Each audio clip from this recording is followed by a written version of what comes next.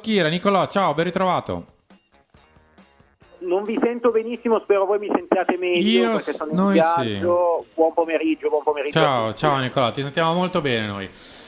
Io ti faccio una domanda molto semplice, è ancora molto insomma, alle porte il mercato, ovviamente ci sono già i primi movimenti ma non è nemmeno finita la stagione.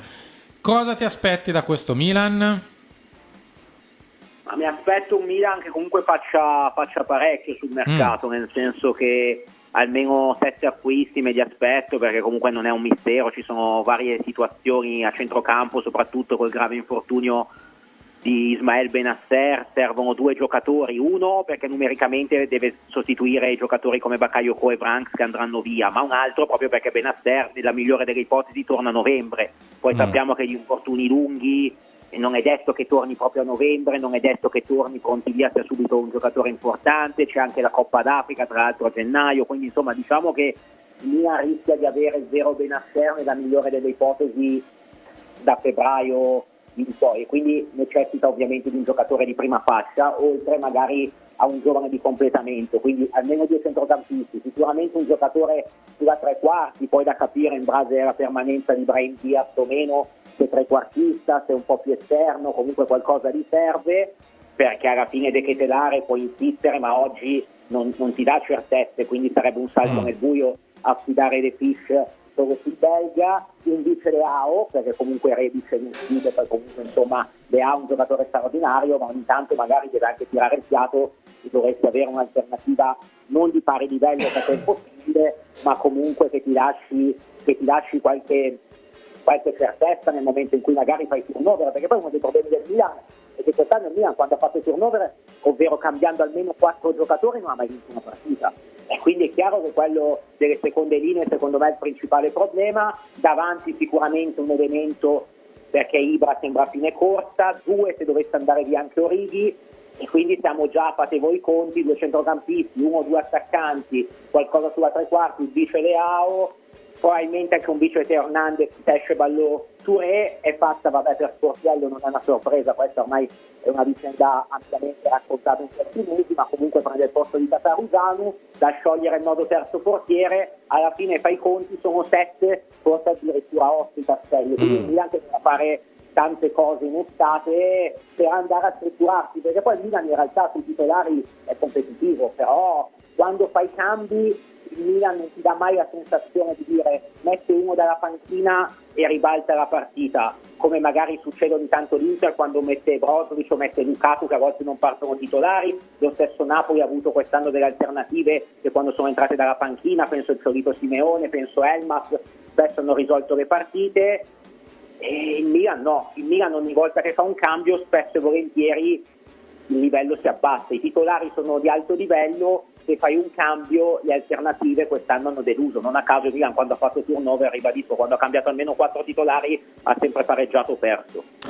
A proposito di tante operazioni, te ne aspetti quasi altrettante in uscita, un po' per i prestiti che finiscono, un po' per i parametri zero che vanno a scadenza anche per il Milan, ma ti aspetti anche qualche cessione? Ma sì, un po' di in out ci sta sempre, è chiaro che un po' di uscite sono già legate, come dicevi tu, a quei giocatori che oggi sono fuori dal progetto, quindi Dest, Branks, grazie, arrivederci, nel senso che se esaurisce il prestito non verranno riscattati, Bakayoko idem con patate, qualche giocatore ovviamente come Rebic si cercherà di piazzarlo, si cercherà di vedere se c'è la possibilità di piazzare Origi che ha fatto molto male, e quindi già è chiaro che quei giocatori solo a sostituirli devi fare qualcosa, e poi sicuramente qualcosina, se arriva magari una proposta, ad esempio che ne so, un Gabbia della situazione magari viene valutata, nel senso che lui in questo momento non gioca mai. L'altra sera Milan Samp si stava scaldando, immagino l'abbiate visto anche voi, insomma, allo stadio, poi non è entrato. Se non entri quando vinci 5-1 con l'ultima in classifica non entri più, secondo me, quindi è chiaro che lì può esserci anche una riflessione, però lo zoccolo duro il Milan lo tiene, anche perché poi insomma negli ultimi mesi il Milan ha cambiato tendenza sui rinnovi, in passato aveva avuto delle difficoltà, ultimamente Tonali blindato, Hernandez blindato, Kalulu blindato, Benasser blindato, Leao si attende solo l'ufficialità nelle prossime ore nella giornata di venerdì, insomma, per fare il classico vernissage con foto, video, social che vanno di moda, ma i documenti sono già tutti pronti da ormai 10-12 giorni, quindi è chiaro che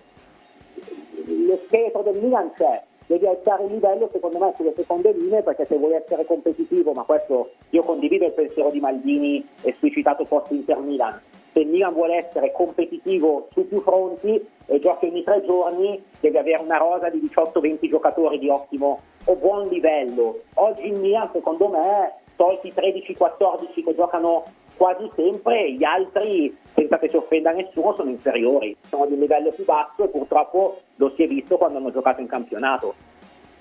Ti faccio un'ultima domanda, Nicolò, a proposito del fatto che ci sono molte operazioni probabilmente all'orizzonte sia in entrata che in uscita, i cosiddetti parametri zero che invece ora devi decidere di fare, e ti faccio un nome su tutti, ovvero quello di Kamada, pensi possa essere qualcosa di molto concreto all'orizzonte? A piace, è un'opportunità, un giocatore duttile, può fare più ruoli, è chiaro che lì dipende molto sui parametri zero, lo sai bene, dal tema delle commissioni. Il Milan sulle commissioni ha una politica molto rigida, non si svena, ha un'attrattiva importante perché non è il Milan di qualche anno fa, adesso il Milan è una realtà che è tornata negli ultimi 3 anni stabilmente in Champions, è una realtà che lotta per lo scudetto, che un anno puoi vincere, un anno puoi arrivare terzo, quarto, fa parte del gioco, ma non è il Milan di 3-4 anni fa, il Milan comunque ha fatto un bel balzo in avanti, quindi oggettivamente adesso ha un appeal importante, sicuramente lo slot dei parametri zero, quando devi prendere 7-8 giocatori, 1-0 l'ha già preso per Sportiello, ma sicuramente 1-2 parametri zero, se ci sarà l'opportunità me li aspetto, perché ovviamente se devi prendere 7-8 giocatori non è che puoi andare a spendere e comprarli tutti, o fai qualcosina in prestito, però in prestito l'abbiamo visto l'estate scorsa, se certi giocatori escono dai grandi club in prestito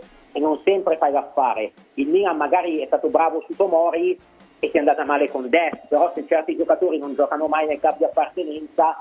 evidentemente c'è anche un motivo, poi qualche volta magari hanno davanti dei giocatori molto forti, vedi il Chelsea, che vabbè davanti aveva Thiago Silva,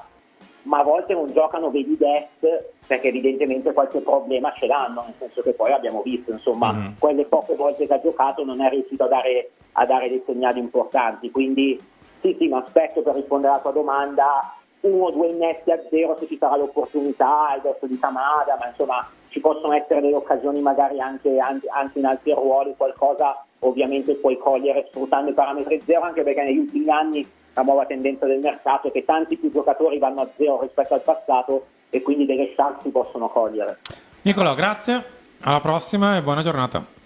Ciao a te, ciao a tutti. Ciao.